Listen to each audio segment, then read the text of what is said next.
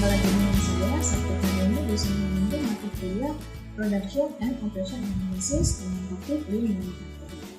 Kali ini kita akan membahas mengenai Kaizen. Apa itu Kaizen? Yaitu model peningkatan berkelanjutan atau perbaikan terus-menerus yang mengikuti siklus Plan, Do, Study, Adjust atau PDSA.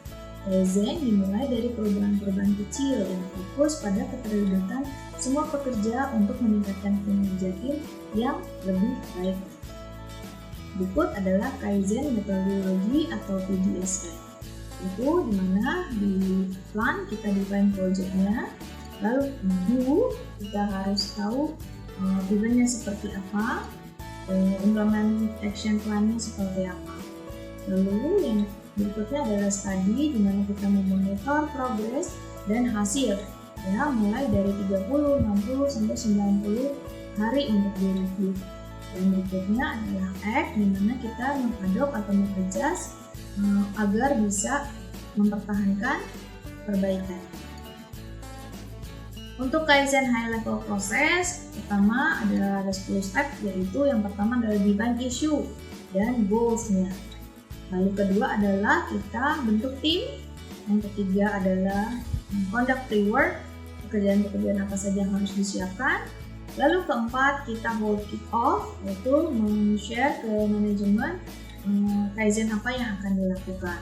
Lalu yang kelima adalah understand current state, kita harus mengerti kondisi saat ini seperti apa.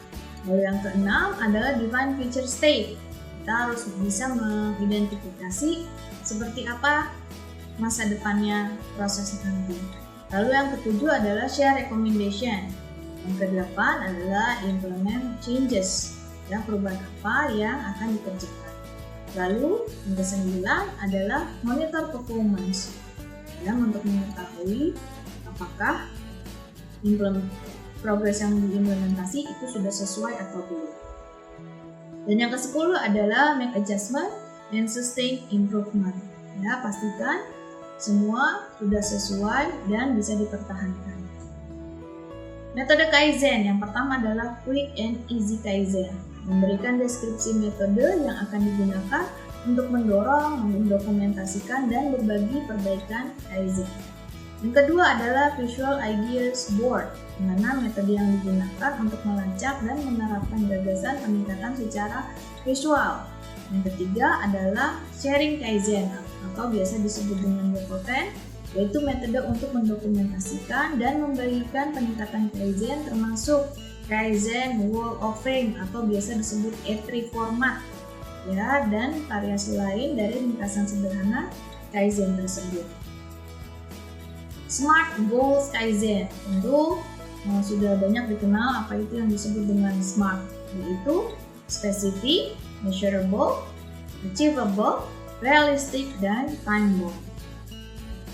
Ada 10 project sukses faktor untuk penerapan dari Kaizen. Yang pertama adalah penyelarasan strategi, lalu komunikasi terbuka dua arah, adanya sponsor yang berkomitmen, lalu ada tujuan, rencana, dan jadwal yang realistis. Yang kelima adalah sumber daya yang tepat dari waktu, biaya, dan keahlian. 6 adalah peran dan tanggung jawab yang jelas. 7, staf memiliki keterampilan, pengetahuan, dan peralatan. Yang ke-8, mengelola resiko, masalah, dan resistensi. Yang ke-9 adalah fokus pada suara pelanggan.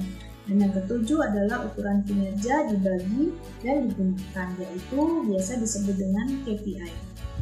Kaizen Lesson Learned, yaitu The Art of Kaizen, melibatkan anggota tim dari berbagai departemen dalam perbaikan berkelanjutan. Yang kedua adalah The Roles of Leader in Kaizen, apa yang menjadi peran dan tanggung jawab terhadap tindakan yang spesifik para pemimpin di berbagai tingkat dari manajemen tingkat atas, tengah, dan bawah. Bagaimana pemimpin dapat berpartisipasi dalam Kaizen dengan melakukan promosi, dukungan, pembinaan, dan juga berbagi ide perbaikan. Lalu creating an organization-wide Kaizen program, di mana bisa berbagi ilmu, pro dan kontra dari sistem, lalu pemberian hadiah dari hasil Kaizen, serta dokumentasi elektronik berupa foto atau video. Lalu Lean Method of Kaizen, yaitu metode penyempurnaan menjadi praktek Kaizen berdasarkan pengetahuan dan pengalaman. Sehingga kesimpulannya bahwa Kaizen merupakan salah satu kegiatan perbaikan terus-menerus yang dapat dilakukan oleh suatu perusahaan agar dapat bertahan di tengah kompetisi global. Kaizen memerlukan keterlibatan seluruh karyawan baik dari level atas sampai level bawah dengan tujuan untuk memperbaiki proses yang sudah baik menjadi lebih baik lagi sehingga dapat meningkatkan produktivitas secara lebih efisien dan efektif. Baik, demikian sekilas ulasan subtopik mengenai Kaizen. Semoga dapat dipahami dan bermanfaat. Terima kasih, sampai bertemu di video berikutnya. Wassalamualaikum warahmatullahi wabarakatuh.